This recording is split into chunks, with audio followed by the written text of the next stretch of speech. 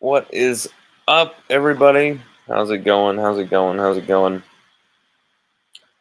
LSU escaped Missouri with the win, as you saw yesterday, the 10.49 to 39 win where Jaden Daniels went off.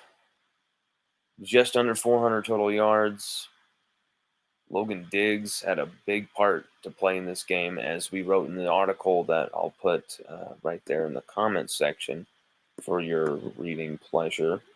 And it was just an incredible moment to see from the defense actually getting their shit together for once, figuring it out, getting it together, and just making enough plays to get us over the line. That's what we wanted all week, right? We were saying just make enough plays, just make enough plays.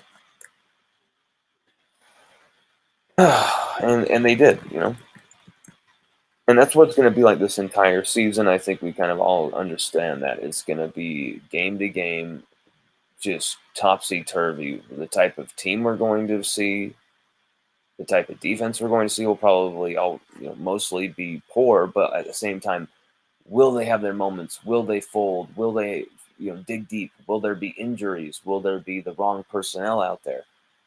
As we saw with Omar Speights starting, for like pretty much 60% of the game versus Ole Miss, which effectively gave Ole Miss 28 points when the game started.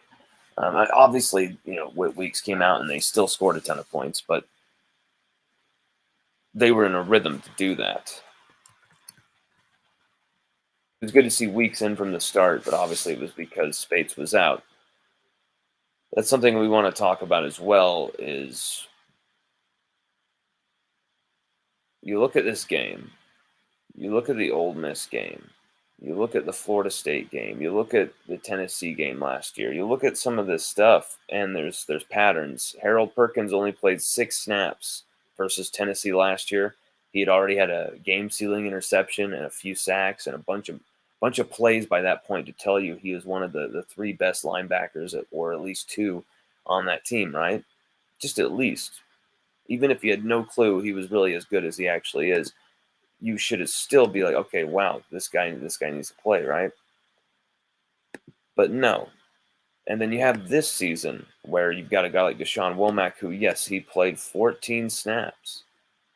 14 snaps, yesterday, which was great. Great to see him playing more. It's still not enough. 0 pressures from him, but the whole team as a whole only had 9 actually on the day. Just 9 pressures. So we're still sorry about that. We're still really not supplying the full amount of pressure as we should. But it was at least enough. But when you're talking about not playing a guy like Womack, not starting a guy like Swinson, you're starting a guy like Ovia Gofu still, and then you finally get it like halfway through that game against Mizzou, and then Swinson plays the next 40 plus snaps. I believe it's 42, the most he's played all season. And what happens? Braden Swinson turns out to be your number 1 rated defender on the complete defense, with his pressures, forcing a fumble, his first sack, just making unbelievable plays to help seal this game for LSU. And what will happen next week when Ovia Gofu is still starting over him? What will happen? Because I'm just telling you, I'm starting to see some patterns here. And I'm not saying fire him, fire him, give us blood, fire Matt House. I'm not saying that at all, because from what I'm hearing, it's not even Matt House's fault from a lot of coaches, not only on that staff or people who are around that staff, telling me it's not Matt House's fault here. This is the fault of the assistants around him. And these guys are stuck in their ways with this, yada, yada, yada, excuse after excuse, may be valid, may not be. I'm not sure. But at the same time, what I see, I cannot deny. There are so many patterns with Matt House. There's so many patterns with these ebbs and flows from being so poor to so solid. There were so many games last year where Matt House's defense were awesome. He was being talked about as a Broyles Award finalist. I believe he was one. Was he? Let's look that up. Either way, Matt House was all over. Everybody was like, Matt House is the guy. We're worried about Denbrock. Everyone was wondering about Mike Denbrock's place on this staff and whether LSU should be, really having someone like Denbrock run this offense, if his offense could really work in the SEC. Questions about if he was compatible with Jaden Daniels. There was so many questions about Mike Denbrock going into this season. I didn't really have too many. That's not because of biases on the staff. That's because I saw a lot of great play calling from him last year that just was not executed well. I also saw a lot of forced conservative play calling because of the situation we were in.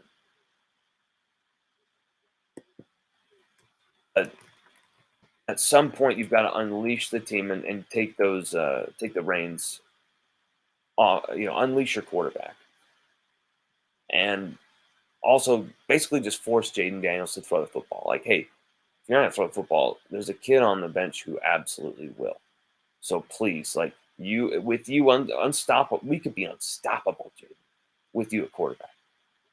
But you've got to recognize the 1v1s. You've got to just give Neighbors and Thomas Jr. a chance. You guys got to work this offseason. And what did Jaden Daniels do? Jaden Daniels polished everything mechanically in the passing game. And he's erupting right now. His passing from deep passes over 20 yards. He is 20 of 29 for 765, 13 touchdowns, 0 picks. Over 20 yards, Jaden Daniels is basically automatic. And then you've got what he did rushing the football, where he's almost at 500 yards rushing on the season. He's made 22 different tacklers miss. I mean, you see Jaden Daniels just making people look silly with what he does. And it's funny because there's a lot of questions about him, as a quarterback, but now, there's no questions about the offense. There's no question about it's all about Matt House because of these patterns we've seen with the high scoring games out of nowhere, just getting your ass completely kicked before you've even woken up. Just terrible halves of football, like really terrible. It was usually the first half, obviously, in 2022. But now in 2023, there's been a second half theme here where they've just been really capitulating in the second half. Against Missouri, this defense were able to come together and just make enough plays. This defensive line, just enough pressure, just enough adjustments to get us over the line. 39 points allowed still by this defense. And we're celebrating in the locker room. I'm not going to knock the players as much as I have for celebrating, but at the same time, we're LSU. That's Missouri, bro. Missouri. Get your shit straight. Don't be celebrating against Missouri. Like, come on. That's some stinky ass shit. I really got to say. I understand the situation and the stuff that they've gone through, this defense. They've been hearing how terrible they are from everyone in the media, how they don't communicate on the field, how they completely lose their assignments. It's not something you want to be battled with. And it's going to physically exhaust you, mentally exhaust you, emotionally exhaust you, and then you have to go wake up and play a game at like crack acid dawn. and they did it with success earlier this season against Mississippi State. They did it again here. Um, they didn't wake up well though. Once again, LSU cannot stop themselves from allowing a shit ton of points before the games even began. 22-7 before the games even like started. It was like, Lordy.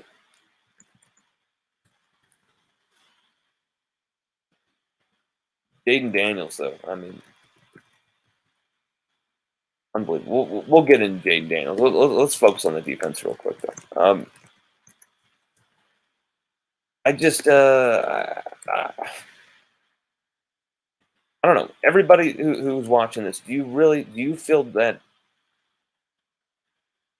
do you believe Matt House should be fired? Should Matt House be let go at the end of the season, right now, tomorrow, 2 days ago, 3 weeks ago? Like, give me your opinion, cold-blooded opinion. Give it to me now, because a lot of people are talking. And here's the thing: people are talking. It doesn't really mean shit to me, because I'm looking at what you're doing on the field, what you're able to accomplish on the field, like what you're able to build with this team. I understand there might be ebbs and flows. You're going to have that bad season randomly. Like if you're here a long time, you're playing the NSCC, your unit might have that season where they're a complementary defense because of the recruiting failures, from the previous regime or whatever. You can only blame that for so long. And this is like the last year that really, this is the last season they can blame Coach Ed Orgeron and his prior regime and their terrible recruiting, because the recruiting was so bad with the DBs, especially. Only two corners total signed over two classes by Corey Raymond, and only one is still on the team, with Terrence Welch. Only two corners, I should say. Ridiculous. It was ridiculous. And, a lot of people are saying Corey Raymond needs to come back. No, Corey Raymond's not the person who needs to come back. But, letting go of Matt House because of maybe you feel that the defensive backs aren't playing as they should, because the linebackers, I mean, it's very interesting to me if LSU do this, what will become of it if LSU let go of Matt House. Because here's the thing: we had a damn good defense last year that kept us in games, brought us back from the precipice. But here's the thing: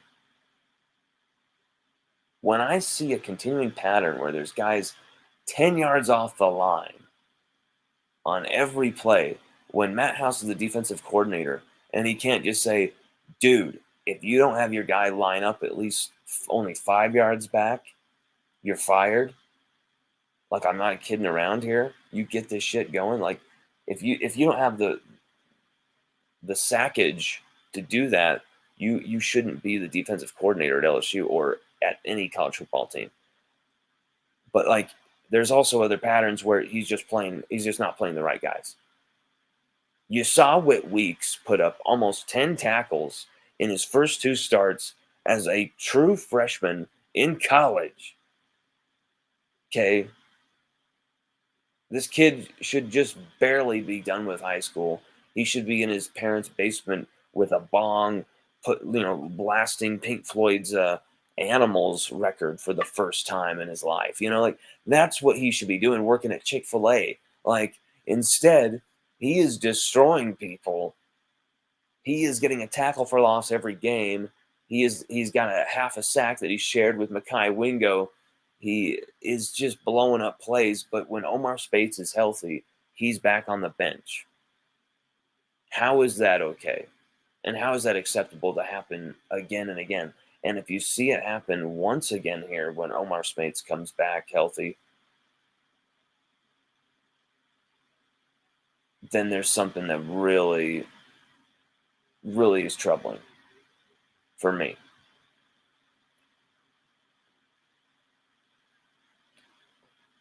because it's like, dude, I would not be for your firing except for the fact that you are permitting these elementary errors to continue. They're the elementary errors that schematically set your defense up to completely fail over and over and over and over again. And it's just such a damn shame because there are some studs on this defense. Makai Wingo had a quiet game, but he was eating up so many double teams this last morning, completely dragging everyone towards him, freeing up Mason Smith as much as could be had. He had 4 pressures, led the team, had his first sack of the season, a face mask sack that should have never been given, but we'll take it. And then the Braden Swinson blow up off the edge. And Mason Smith had a few good plays himself. A pass batted up in the air, his second of the season, the sack, of course, and then just constantly making some good tackles, making some good pressures, still looking slow, still looking a little like he's not quite fully there yet. But he's getting closer by the game. And so, of course, we're going to stick with Mason Smith and ride with Mason Smith. This dude's going to come good for LSU. He's getting better by the game. He's the Tower of Terrebonne is going to be just fine. And, you know, considering the type of injury he suffered, the way he suffered it, this is a thing that's not just physical. It's also a mental injury because this guy was celebrating. He knows on any play now, the rest of his career, it could be done. Like, not a lot of players face that this early in their career. He knows that very, like, intimately. So for Mason Smith, maybe it's going to take a second for him to really explode. But I think yesterday, the Tower of Terrebonne was getting it going. It was fantastic to see. But still, just 9 pressures. The 2 interceptions were huge. Harold Perkins pick. Harold Pickens. I just almost called him Harold Pickens. That's awesome. We're going to just do that. We're just going to call him that. Harold Pickens. Unbelievable with that interception.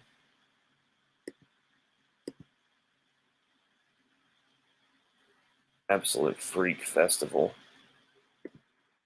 I mean, here's the thing. We don't want him out in coverage, you know, all that stuff. Well, he played 71 snaps total yesterday. 45 were in coverage because he frankly just has to be out there. He's one of our best coverage guys. Might be the best. 10 targets his way. 10. They tested the hell out of him because they're like, linebacker, Harold Perkins in coverage. I'm not going to test these corners, even the safeties. Let's go after him. Only 5 catches allowed, so a lot of underneath stuff. Just 33 yards, just 6.6 per catch. The 1 interception, which changed the game, gave the defense something to some gas to light the flame, you know. 1 batted pass as well on another play. A tackle for loss where he blew up a play on the edge where it was another screen play that he devoured once again this season. A forced incompletion through coverage, which I thought was a brilliant, just showing his qualities, how he completely just dominated that dude on that route, shadowed him, and then turned his head right as the ball goes out of bounds. I haven't seen any of our corners do that, really, all season. You saw Zy Alexander, though, put 7 tackles up. All 7 were solo. He was absolutely lighting guys up, knocking the shit out of guys. It was a pretty hard hitting game if you go back and watch it. Zy Alexander gave up he had 8 targets, gave up 6 catches, 97 yards, another touchdown, another big gain over 30 yards, and he's your best corner, right? I'm not sure if that's the narrative that I want to be hearing right now, because I think it's time to try somebody else at corner. Sage Ryan can do that job. We've never seen him do that job because we saw him do it in fall camp. We saw him do it during the fall scrimmage, but we never saw him play there because I have no clue why he just was moved to nickel all of a sudden to start against Florida State, which completely was a mismatch when they moved that guy who was like a 6'7" guy against him in the slot. It was like, just put him on the boundary at corner where you can bracket and help him. Like, you can't help him at nickel. He's going to get absolutely picked on in that part, and anyone would in that role. And so, you just want to see some of these guys put in the right places to succeed. Sage Ryan, going for the strip, lets the guy go for 15 yards. Was a bad play. Not the worst play on the day, but just very lackadaisical, kind of swiping at the ball. Like, I mean, Sage is a player that I absolutely love. He's a dude that I absolutely am tight with and respect, and I consider a friend as well. But, like, I mean, I gotta keep it straight, keep it real. Like, I mean, that was not one of his best games. Whereas I feel last week he wasn't getting the credit that he should have for kicking ass against Ole Miss when our defense like shit themselves collectively. He was one of a very few, like one or two guys that actually stood up and was counted. But this week, not so much. But he was far from alone. Andre Sam had a 37.9 run defense record. Let's see what he had for missed tackles. Just one missed tackle is credited on here, but I remember it going for a huge play. Sage Ryan also credited with the missed tackle. Also had a stop, which is a tackle for a negative play. 3 targets his way, 2 catches for 41 yards, 0 touchdowns, 0 interceptions, 0 pass breakups. Um, Perkins, really the only guy except for Major Burns to have that pick and or pass breakup in the secondary or even in coverage whatsoever. And he's a linebacker, and you're forced to move him to nickel. It's absolutely crazy. He was up on Luther Burden a bunch. I remember. It was like, what the hell is going on here? But you know what? He shadowed him. Luther Burden had a huge, huge first quarter. Notice that. Notice that Luther Burden had a dominant first quarter and little else after that. Little else after that. That's because Harold Perkins was on him most of that time.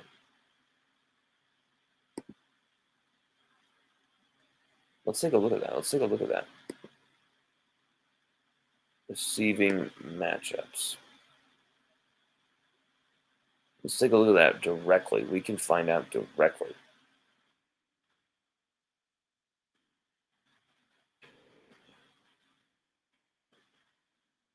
Versus Harold Perkins.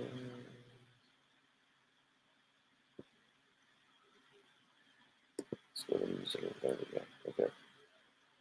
Versus Harold Perkins, Luther Burden, 4 targets, two catches for 2 yards and an interception. I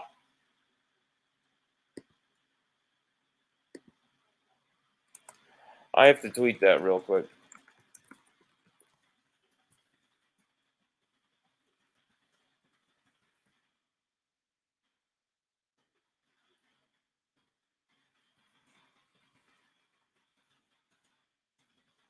Oh my dear God, Harold Perkins.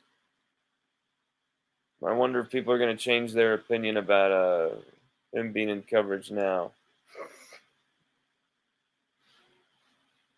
Oh my God.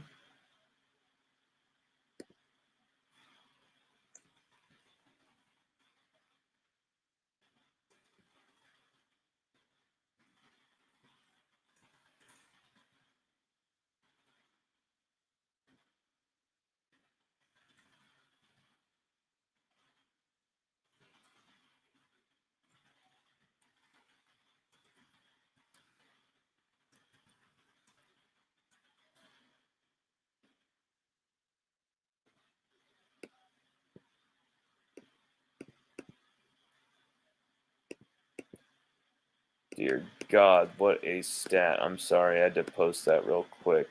Holy crap. He absolutely destroyed Luther Burden. Good God.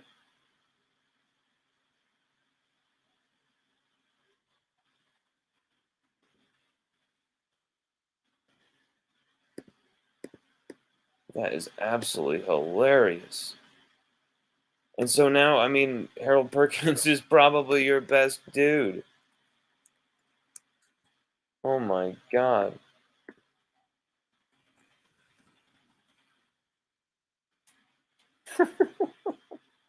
4 targets, 2 catches, 2 yards allowed, 1 interception on a Luther Burden target, a long of 5 yards, 1 yard per catch.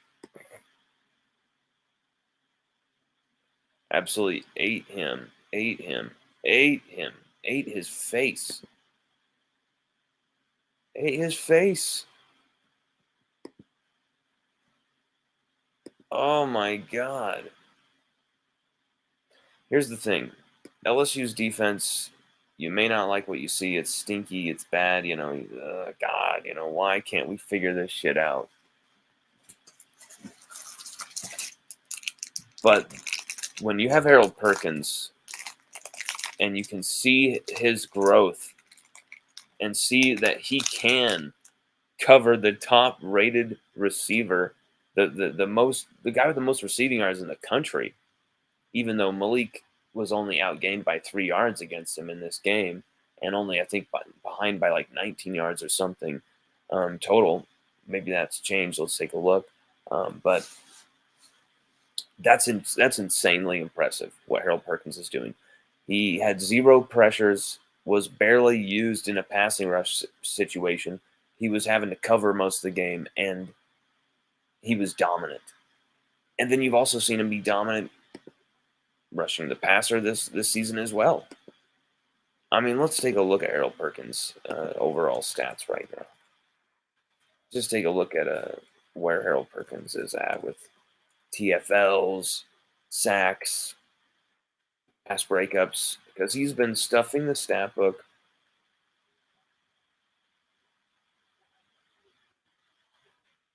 (2023) 6 games so far. He's got 28 total tackles, 5.5 tackles for loss. 5.5 tackles for loss. 13 total last year. He's probably going to end up with like 16 this season, 17. My God.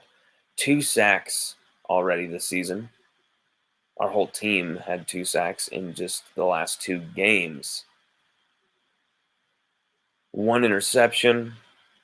Had only 1 pick last year. Has a chance to improve on that. 2 pass breakups last year. He has 4 pass breakups this season through 6 games. 4. Improving on that number already. 4 forced fumbles last year. He has 2 forced fumbles in 1 game already this season. So Harold Perkins literally stuffing the stat sheet all over the place. You can hate on this defense all you want. I understand it's aesthetically terrible. It is hard for us LSU fans to watch.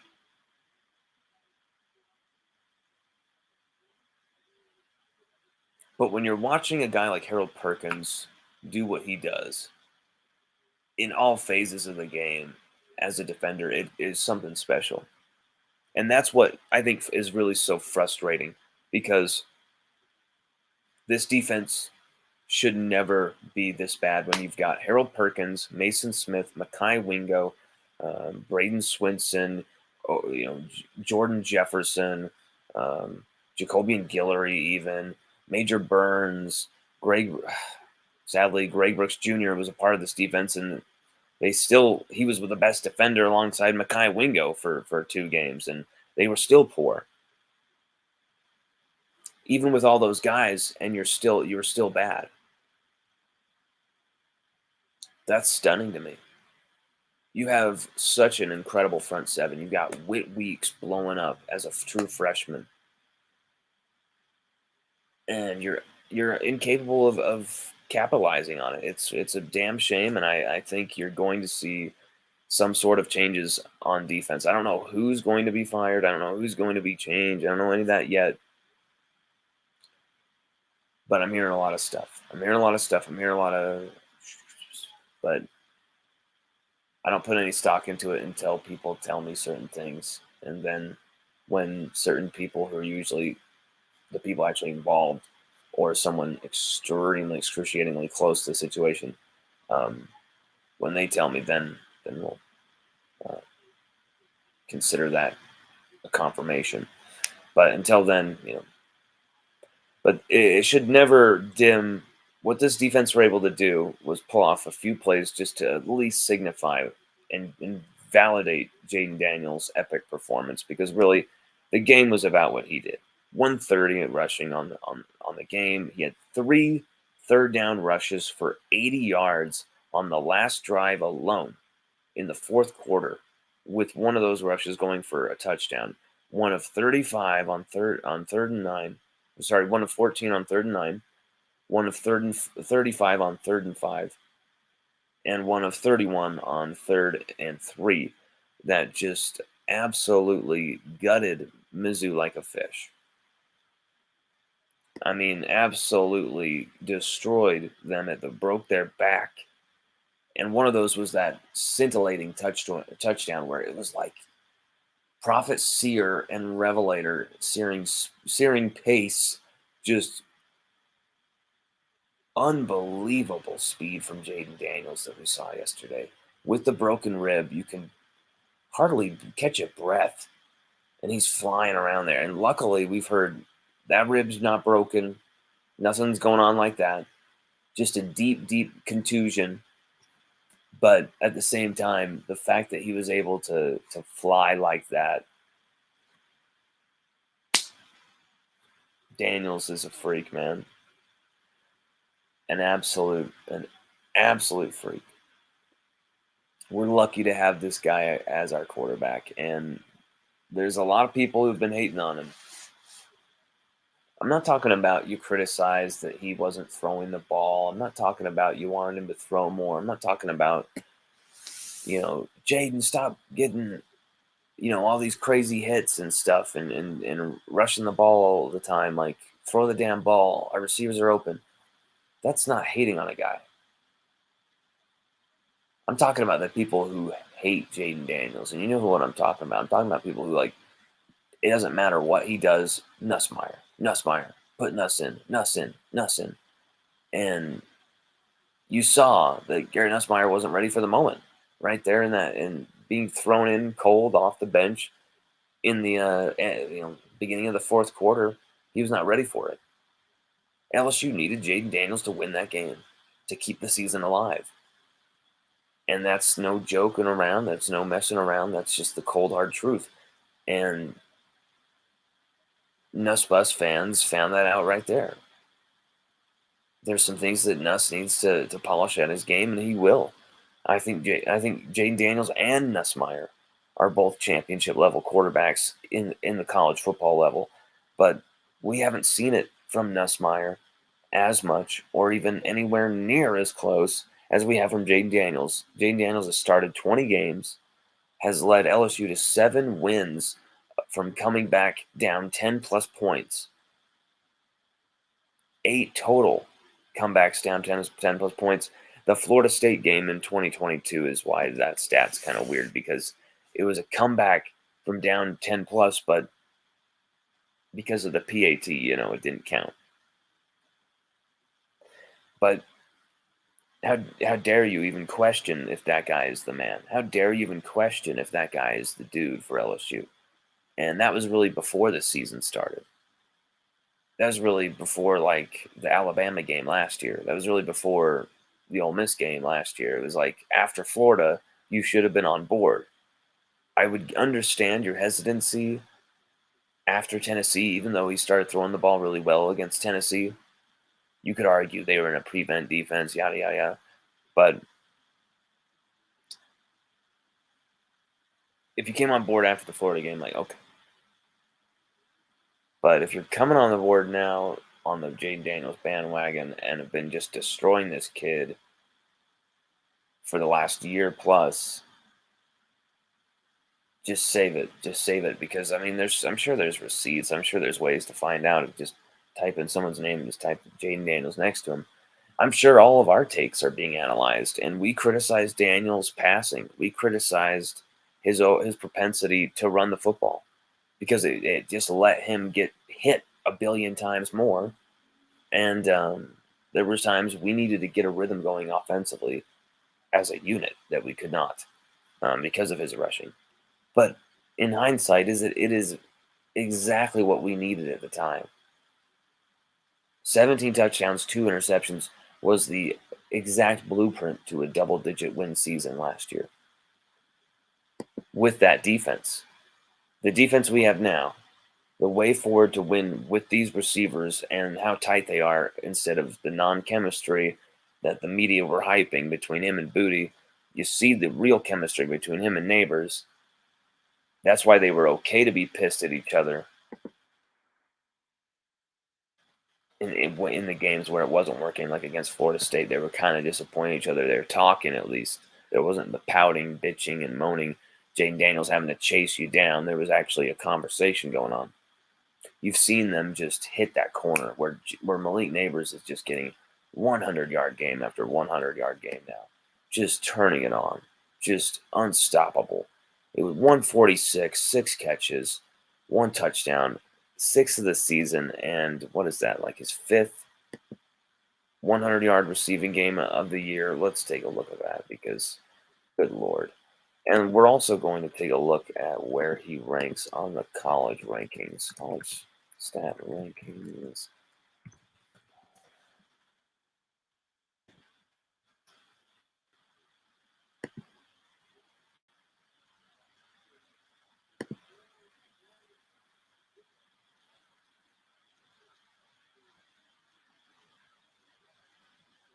Okay, let's take a look here. I want to see, because Neighbors was really close on the receiving. He was second on the receiving.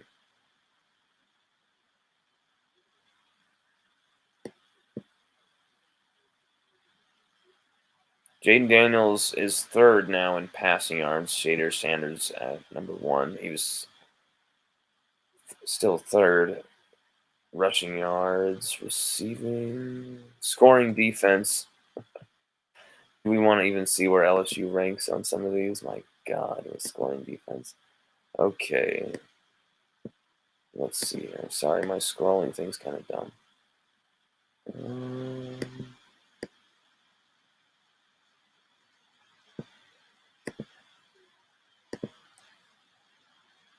Luther Burden is 22 yards over Malik. Brian Thomas Jr. is still the first overall receiving touchdown guy with 9. Got his 9th this game. Let's see if Jaden Daniels is number 1 on passing touchdowns. Let's see where Jaden Daniels ranks there. Jaden Daniels is second with 19 passing touchdowns, because I know Caleb Williams had a bad game, but he still had a poorer game, but he still had racked him up in the rushing department. 22 passing touchdowns for Caleb Williams. Jaden Daniels, 19.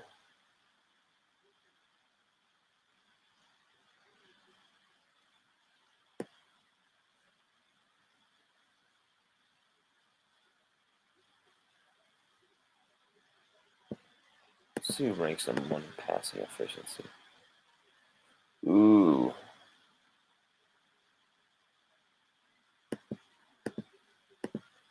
Jaden Daniels just second to Caleb Williams in passing efficiency.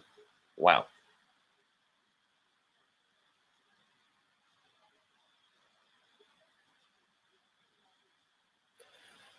I will be needing to pause this because I have to pick up my son. But this has been actually very fun. I actually thought this was one of um, very interesting show we did here. But at the same time, check out that article that we did. It's right here in the comment section. far more analysis than what we've covered here. Deeper dive all around. We've given you a lot of surface stuff, a lot of deep dives, a lot of takes. This goes even further. Check that out at the link below, LSUODYSSEY.com right there. And thank you very much, everybody.